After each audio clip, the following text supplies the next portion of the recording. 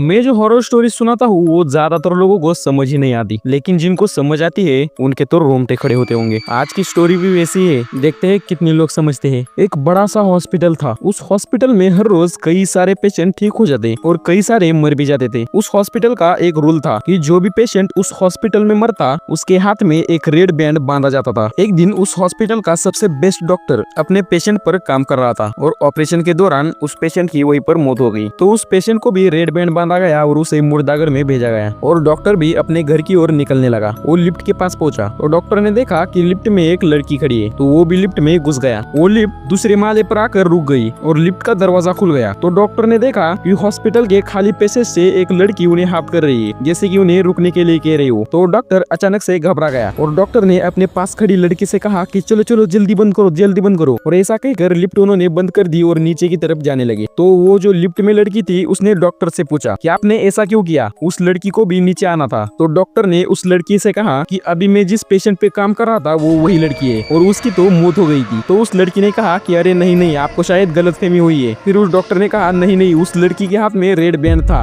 और हमें red band उसी को बांधते हैं जिसकी मौत हो गई हो। तो वो जो लड़की थी जो डॉक्टर के पास खड़ी थी उसने डॉक्टर की तरफ देखकर एक क्रीपी सी स्माइल दी और अपना हाथ ऊपर किया। उस लड़की के हाथ में भी एक रेड बैंड था।